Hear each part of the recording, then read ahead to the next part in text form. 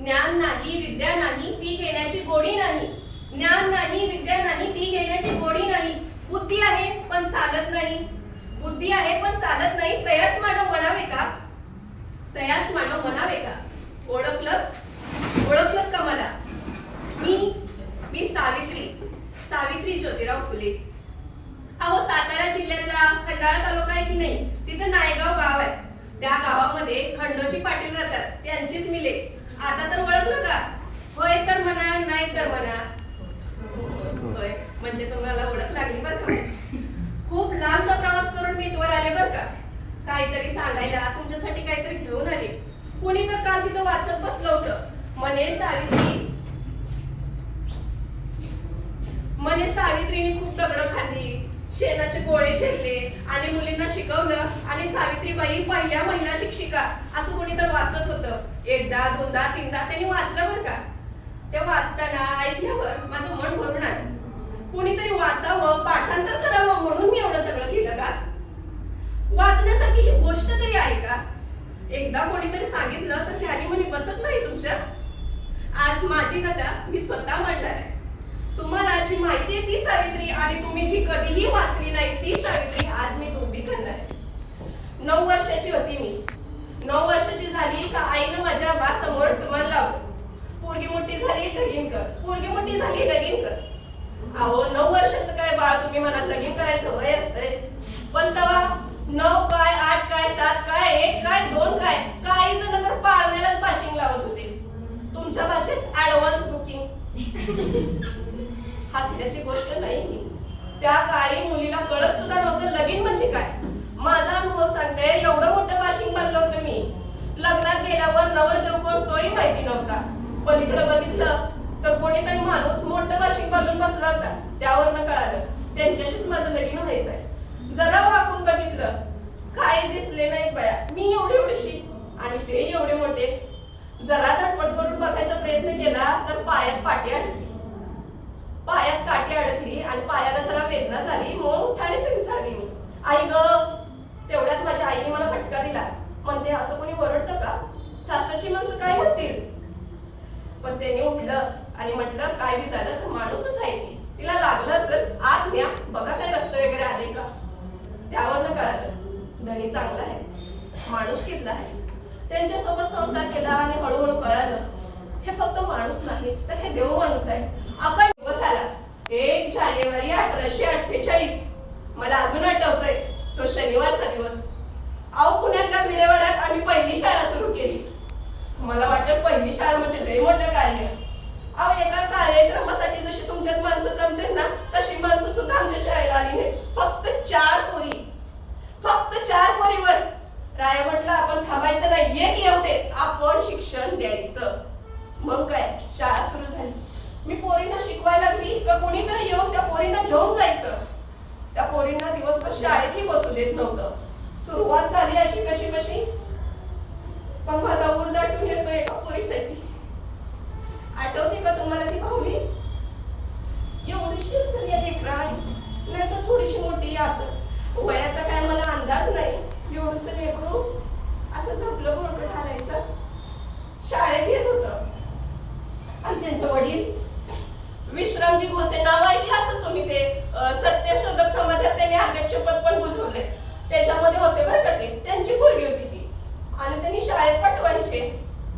त्याच्या आजीला त्या लेकराच्या आजीला काही पटत नव्हतं. तू करतोय ते चुकीचं आहे, करू नको. लेकरीला पण सांगत होते जाऊ नको शाळेत. पोरगी काय ऐकते वय. यायची रोज शाळेला यायची म्हणून तिनं काय करावं. एका स्त्री जातीला कलंक लावावा असं कृत्य तिचं. एक लाडू घेतला, तो लेकराला खाऊ घातला. त्या लाडू मध्ये बांगड्याचा चुरा कोचून घातला होता. तिनं तो लाडू खाल्ला. म्हटली असं बाई चांगलं लागत नाही, यात काय तर खर आहे. पण बळबळ तिनं तरी घातला. असा कष्ट हा लाडू खा. त्या आजीनं स्वतःच्या नातीला एक काचाळी भरलेला लाडू खाऊ घातला. मग लाडू खातात होतंय काय, तिच्या इंटरनल ब्लिडिंग सुरू झालं. अंतःस्रावी म्हणतात की नाही ते फाटले. बडा उलट्या केल्या तिनं रक्ताची धार काय थांबना. लय दाखवलं तिला पण शेवटी तिचा मृत्यू झाला. ते बघितल्यावरती काळीच एकदम खडसावलं. म्हटलं यासाठी केलं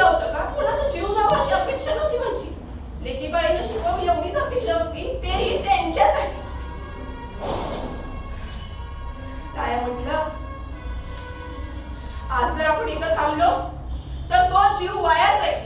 तिनं दिलेला तो जीव वाया जाईल. तिला जर वाया घालवायचं नसेल, तो जर जीव वाया घालवायचा नसेल तर तुला थांबून सावित्री चालणार नाही. उठ, तू घेतलेला हा वसा असा खाली टाकू नको. मन पुन्हा खंबीर झालं. आता होईना का काय होईल? एक जीव जाईल, दोन जीव जाईल, ते नराधम किती बळी घेतील? घेऊन घेऊन किती बळी घेतील? आणि वेळ पडली तर मी माझा बळी देईन. सुरू झालं हे कार्य. एक म्हणतात दुसरी शाळा, तिसरी शाळा सुरू झाली आणि तळागाळातल्या लोकांना कळायला लागलं शिक्षणाचा अर्थ काय. त्यामुळे मागासलेले सगळेजण आपल्या लेकीबाईला शिकवू लागले. शाळेत शिकवायला जात असताना कोणी माझ्यावर चिखल फेकायचं, कोणी दगड फेकायचं, कोणी घाण पाणी वाटायचं, ज्याच्या दुर्गंधीने मला असह्य व्हायचं. पण मी माझं काम हाती ठेवलं नाही. मला शिकवायचं होतं मुलींना. मला तुमच्यासारखी पिढी घडवायची होती. मग काय, एक दिवशी जाताना कुणीतरी असा दगड मारला, कुठे माझ्या कानाला, कुठे माझ्या डोक्याला. असं रक्तबंबाळ, रक्तानं माखलेला तो हात, रक्तानं माखलेले ते कपडे. आणि मी जवळ घरी जायची. ज्योतिरावांना लय वाईट वाटायचं. त्यांनी कधी बोलून दाखवलं नाही, पण नेहमी म्हणत, सावित्री आजही तुला या लोकांनी चळगळलं. मी नाही त्यांच्या समोर कधी दाखवून दिलं. मला होणारा त्रास, वेदना होतातच. कोणाला खर्चटलं तर कोणी म्हणत नाही आई ग, पण मी त्या सगळ्या सहन केल्या. कशासाठी? तुमच्यासाठी. मला हेच बघायचं होतं तुमच्यासारख्या पोरींना. मी त्यांना नेहमी सांगायची काही होत नाही, एवढुशा लागल्याने काय होतं. आणि ते आज करतात ना माझ्यावरती दगडांचा मारा. उद्या हीच लोक माझ्या पायघडी फुलं अर्पण करतील आणि त्याच फुलांच्या सडावर मी उद्या चालेल. एक दिवशी एक जण पुढे आला आणि म्हणतो कसा, ए टवळे, लय पोरींना शिकवतीस काय? तुला तुझी अप्रूपी आली नाही? असं म्हणतात तळ पायाची आग माझ्या मस्तकात गेली आणि काळशीनं त्याच्या कानाखाली लावली. जोपर्यंत स्त्री सहन करते तोपर्यंत करते. त्याला म्हटलं, विसरलंस काय तू? मी एका पैलवानाची पत्नी आहे. त्या दिवसापासून मात्र त्याने कधी असा वंगाळ शब्द माझ्यासाठी काढला नाही. शिवीगाळ करता तोपर्यंत ठीकच आहे, पण एका बाईची तुम्ही अब्रू काय काढता? सावित्रीच्या फळाशी तुम्हाला वेशीने टाकलेली दिसते काय? हा लढा आमचा सतत चालूच राहिला. हा जीवन आम्ही लढलो. लोक म्हणतात सावित्रीला मूल नाही. लोक म्हणतात सावित्रीला मूल नाही. सावित्री एवढी ममता कोणाकडेच नाही. मामाजी म्हणजे माझे सासरे यांना सारखे म्हणायचे, तू लेकीला शिकवू, तू सुनेला शिकवू नकोस, घराबाहेर हो, आमच्या घरात राहायचं नाही. आम्हाला मुळात कधी अशी स्टेटीचा लोभ नव्हता बरं का. आम्ही कधी पैशासाठी केलं नाही आणि कोणाकडून एक रुपयाही घेतला नाही. वेळ प्रसंगी आणि ते घर सोडलं. नंतर त्यांच्या मागे लागले, तू दुसरं लग्न कर, तू दुसरं लग्न कर म्हणजे तुला मूलबाळ होईल. आपल्या वंशाचा दिवा पुढे झाले. माझ घरातून मी ऐकत होते. कधी नाही ते ज्योतिरावांच्या तोंडून एक शब्द निघाला, काय सांगतात म्हणून माझी उत्सुकता. एका स्त्रीलाच माहिती तिचा नवरा दुसरं लग्न करतो तेव्हा तिला काय वाटतं. त्यांचे मित्र आले होते. म्हणे, ज्योतिराव ऐक माझं, मी समजून घालतो तुझी. आपण हा लढा चालू ठेवू, पण तू दुसरं लग्न कर. हा लढा पुढे चालवायला कोणीतरी पाहिजे. त्यांनी तिला उत्तर दिलं, त्यांना उत्तर दिलं, बर ठीक आहे, आपण करूया चिकित्सालयात जाऊन चाचण्या. माझ्यात दोष असेल तर मग काय, सावित्रीच्या दोष असेल तर मी तिला सवत आणेन. पण जर माझ्यात दोष असेल तर सावित्रीसाठी सौत्या आणाल का? तुमच्या इतिहासात आलेला हा सौत्या शब्द हा माझ्या रायाने तुम्हाला दिलाय. माहितीये का तुम्हाला याचा अर्थ? जेव्हा एक नवरा दोन बायका करतो तेव्हा तिला सौती म्हणतात, पण जेव्हा एक बाई पहिला नवरा जिवंत असताना दुसऱ्या नवऱ्यासोबत लग्न करते त्याला सौत्या म्हणतात. अजूनही तुमच्याकडे तो शब्द प्रचलित नाही. विचार करा, 1800 काळामध्ये माझ्या रायाने तो शब्द इथं आणलाय. लोक म्हणायची हिला मूलबाळ नाही म्हणून ही लेकी दुसऱ्याच्या लेकीला जवळ करते. पण असं काही बाई नव्हतं. त्या काळात तुम्हाला सांगितलं तरी मला सांगायला कसं तर होतंय. त्या काळामध्ये ज्या बाईचा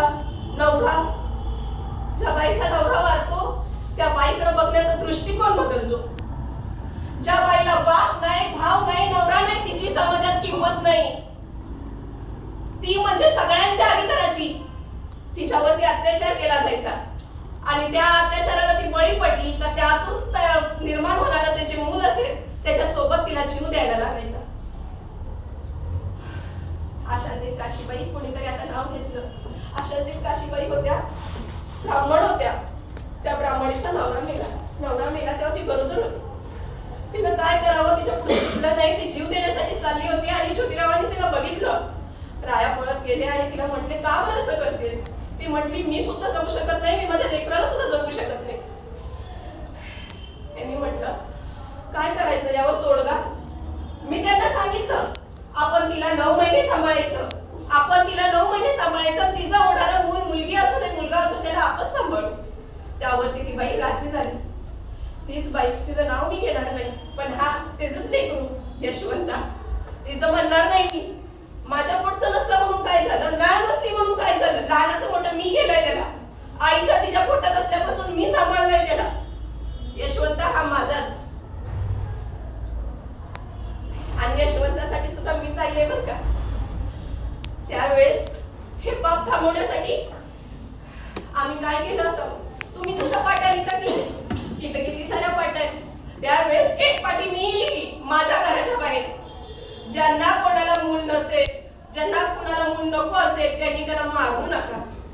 तुम्ही ते गुपचूप अंधाऱ्या रात्री माझ्या घराबाहेर आणून सोडा, त्याला मी सांभाळेन. तुमचं नाव कुठेही घेणार नाही. ज्या बाईला गरोदर आहे तिला ते मूल नको असेल तर तिने माझ्या घरी या, तिचं 9 महिने मी सांभाळ करेन, नाव गोपनीय राहील, पण कुणाला मारू नका. कशासाठी हा अट्टहास? देवाने दिलेला जीव घेण्याचा अधिकार कोणी दिला तुम्हाला? माणूस आहे म्हणून काही करणार का?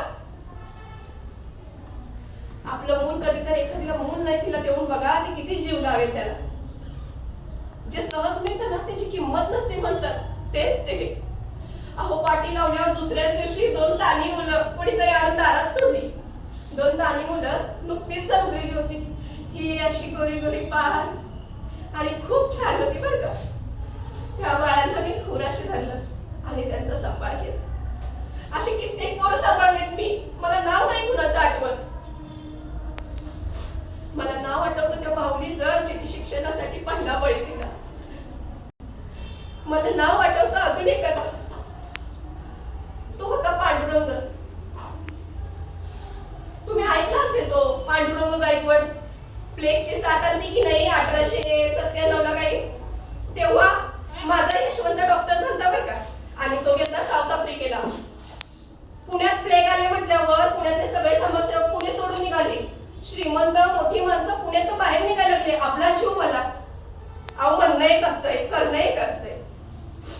यशवंताने मलाही सांगितलं होतं, आई तू पुण्यातून जा, मी आहे ना, मी सांभाळतो. मी त्याला तातडीनं तार केला. जिथं असशील, साऊथ आफ्रिकेत होता, जिथं असशील तिथनं तातडीनं घरी यायचं. या देशाला तुझी गरज आहे, तू डॉक्टर झालायस, या मुलांना तुझी गरज आहे, या प्लेग वरनं तुला काहीतरी उपचार काढायला पाहिजे. त्यांनी इथं येऊन या प्लेगग्रस्त लोकांसाठी पत्र्याची घरं बांधली आणि त्याच्यात उपचार सुरू केला. तुम्ही म्हणाल हा प्लेग काय दरिद्र लोकांनाच होत होता का? असं काही नाही, सगळ्यांना व्हायचा. अहो, श्रीमंत तर कुठे यातनं वाचली. तुमच्या कोरोनासारखी प्लेगने काही पैसा बघितला नाही, काही जात बघितली नाही.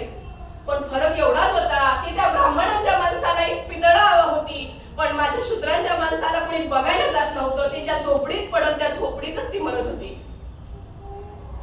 आणि घरात कुणाला प्लेगची लागण झाली तर कोणी त्याला जवळ घेत नव्हतं. प्रत्येकाला आपला जीव प्यारा असतो. असंच मी माझ्या एकटीचं नाव घेणार नाही बरं का. माझ्या अजून भरपूर सहकारी होती बरं का त्याच्यामध्ये, त्यांनी पण मदत केली. भरपूर जणांना आम्ही इस्पितळात दाखल केलं. एक मुलगा होता, आम्ही गेलो तेव्हा तो घरामध्ये तापाने पडपडत होता. असा लाल बुंद झालेला, त्याच्याकडे बघितलं कीच कळत होतं आता ह्याला जर उपचार मिळाला नाही तर हा मरून जाईल, पण वेळेत उपचार मिळाला तर हा जगू शकतो. ती संभाव्यता होती आणि कोणाकडेही नव्हती.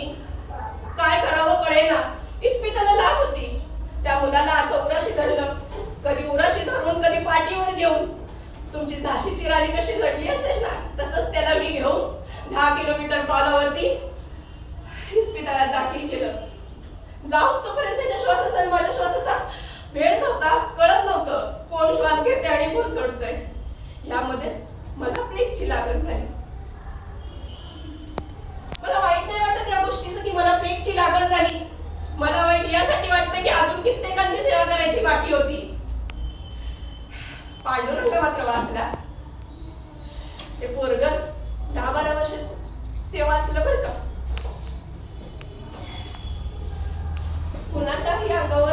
येणार नाही अशी एक घटना घडली.